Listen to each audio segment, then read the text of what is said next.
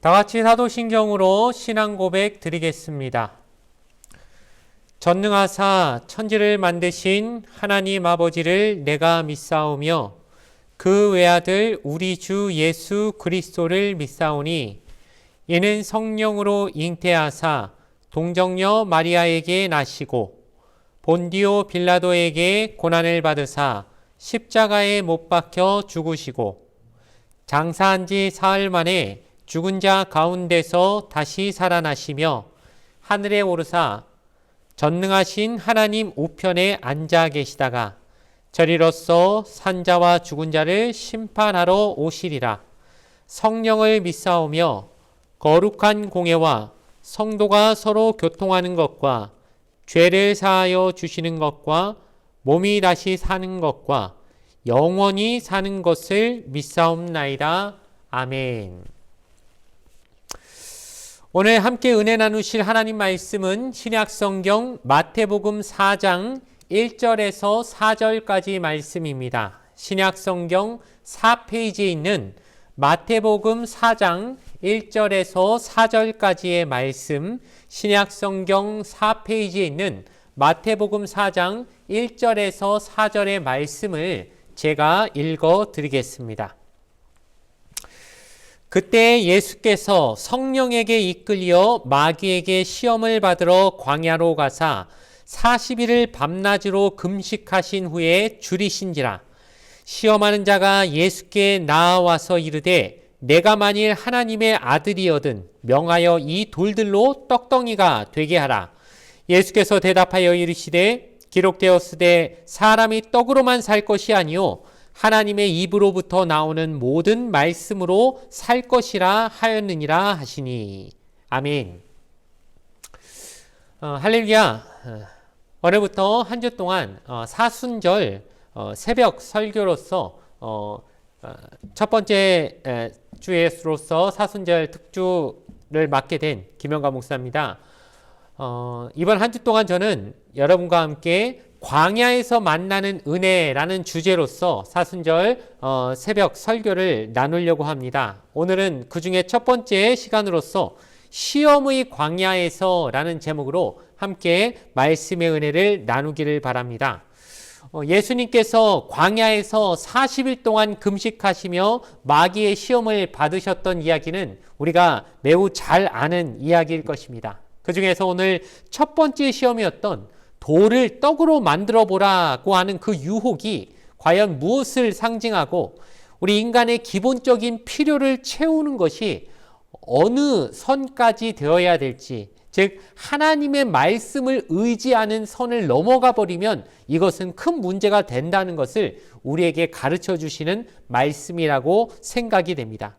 그러므로 사순절의 첫걸음을 시작하며 예수님께서 광야에서 겪으신 시험을 묵상하는 귀한 시간 되어지길 바라며, 또한 이 광야는 외로움의 장소, 시험과 고난의 자리를 상징하는 것이기 때문에 지금 우리가 겪고 있는 수많은 광야들이 있으실 겁니다. 그러나 그 광야가 또한 중요한 것은 하나님의 음성을 깊이 들을 수 있는 최적의 자리가 되는 곳이기도 하다는 것을 우리가 기억하면서 이 사순절 기간 동안 광야의 영성을 우리가 가질 수 있는 광야를 묵상하는 시간이 되어지기를 주님의 이름으로 간절히 소원을 드리겠습니다.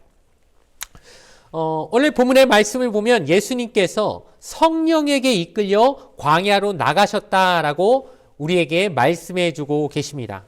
이 장면은 우리에게 중요한 진리를 가르쳐 주시는 것이죠. 무엇입니까? 예수님이 광야로 가신 것은 바로 성령께서 마귀의 시험을 받으라고, 즉 이것이 우발적으로 된 것이 아니라 하나님의 큰 계획 안에서 모든 것이 이루어진 과정이었다는 것입니다.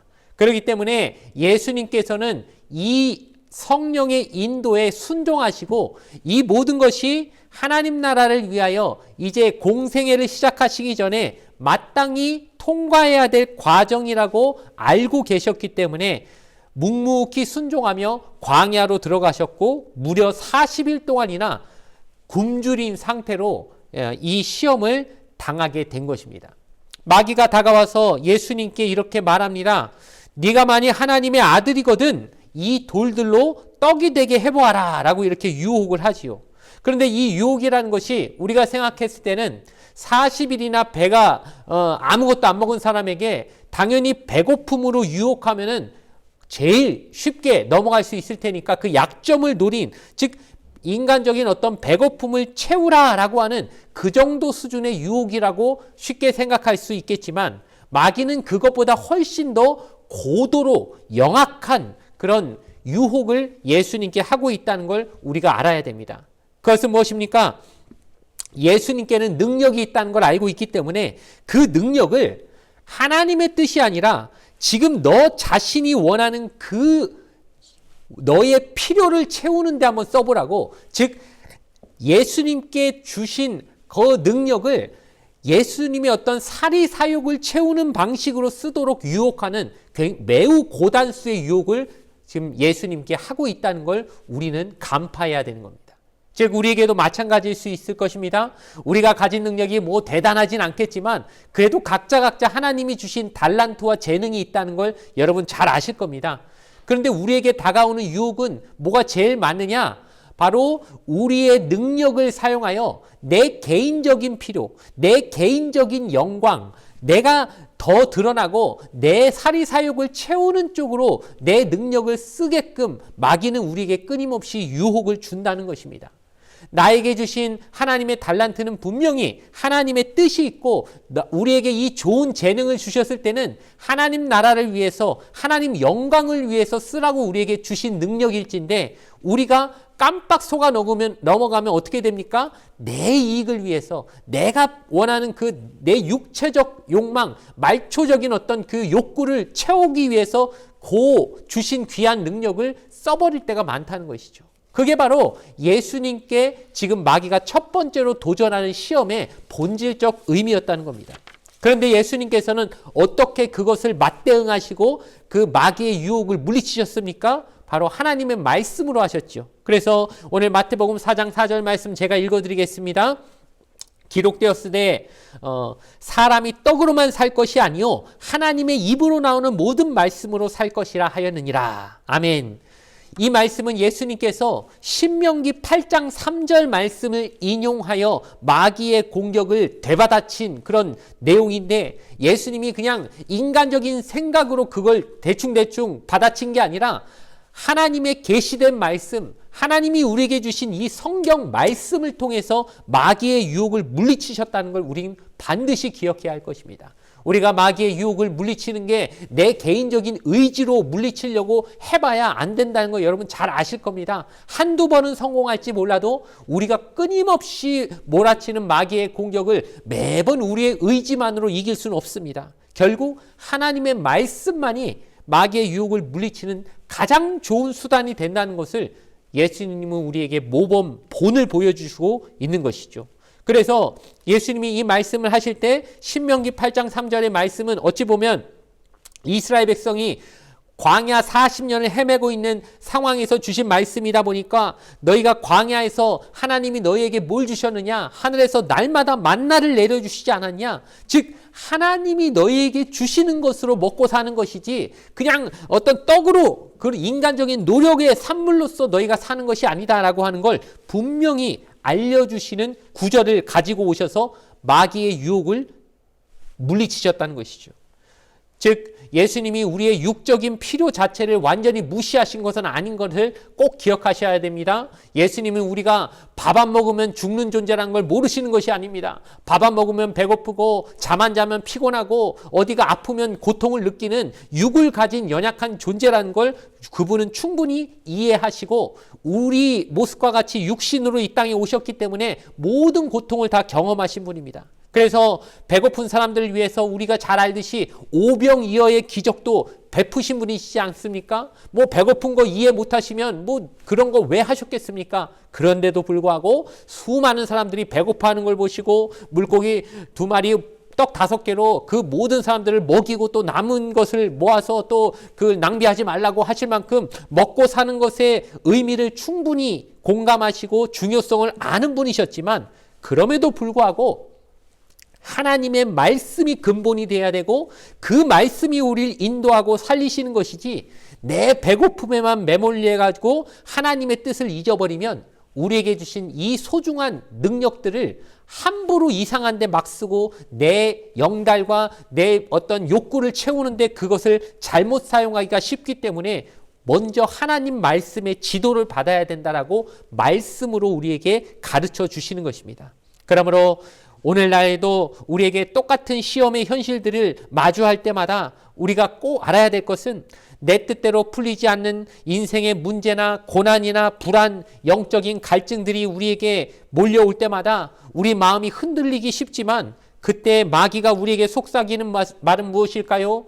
야, 너한테 좋은 능력이 있지 않냐? 너 앞에 있는 그 문제를 너에게 준 그 힘으로 빨리 해결해 봐라. 뭐 기다리고 있느냐? 네가 가진 그 재능, 너의 어떤 지혜, 네가 가진 꾀, 너가 가진 어떤 인간적인 인맥 등등등 너에게 준 그 수많은 자원을 가지고 그냥 네가 원하는 거 빨리 해결하라고 우리에게 아마 우리 귀에 속삭이는 마귀의 유혹이 날마다 올 것입니다.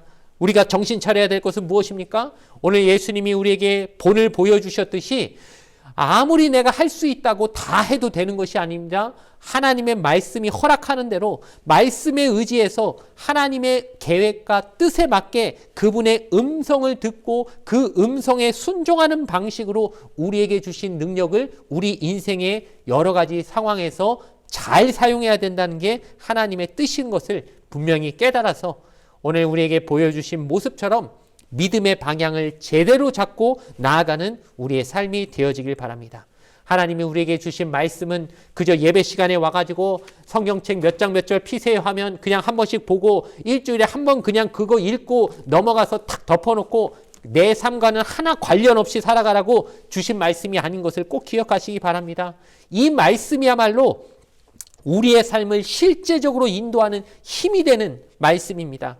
매일의 삶 속에서 말씀을 의지할 때 하나님의 인도하심과 공급하심을 그 말씀을 통해 경험할 수 있는 것이지 하나님의 공급이 말씀이란 통로 없이 들어올 수는 절대 없다는 걸 기억하며 말씀을 의지한다는 것은 그 어렵고 힘든 40일을 굶주린 상황같이 너무너무 힘들고 고달플 때에도 그 고난 가운데 하나님의 선하심을 믿으며 말씀 가운데 그 말씀이 내 삶에 적용되기를 바라는 마음으로 하나님의 음성을 기다리는 태도라는 사실을 꼭 기억하시는 저와 여러분 되기를 주님의 이름으로 간절히 부탁을 드리겠습니다. 말씀의 결론을 내리려고 합니다. 예수님은 광야에서 시험을 이기셨습니다. 그 시험을 이기실 수 있었던 비결은 하나님의 말씀을 철저히 의지한 데 있었습니다. 우리가 이 광야 같은 삶을 살아갈 때 역시나 하나님의 말씀만이 생명과 능력의 원천 되심을 믿습니다. 사순절 기간 동안 우리 모두가 이 말씀을 더욱 사랑하고 의지하며 하나님의 은혜가 광야를 통과하는 은총이 되어지기를 주님의 이름으로 간절히 축원을 드리겠습니다. 잠시 기도드리겠습니다. 좋으신 아버지 하나님 감사합니다. 우리에겐 하나님의 은혜만이 필요한 줄 믿습니다.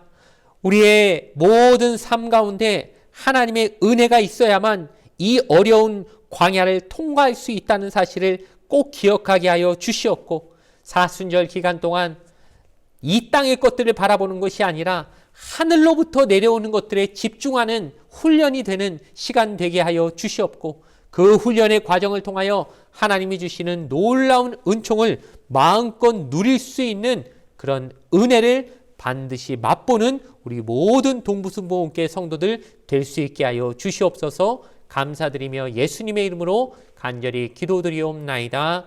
아멘. 주기도문으로서 예배를 모두 마치겠습니다.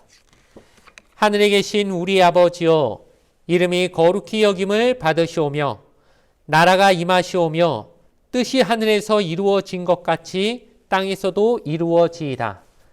오늘 우리에게 일용할 양식을 주시옵고 우리가 우리에게 죄 지은 자를 사하여 준 것 같이 우리 죄를 사하여 주시옵고 우리를 시험에 들게 하지 마시옵고 다만 악에서 구하시옵소서. 나라와 권세와 영광이 아버지께 영원히 있사옵나이다. 아멘.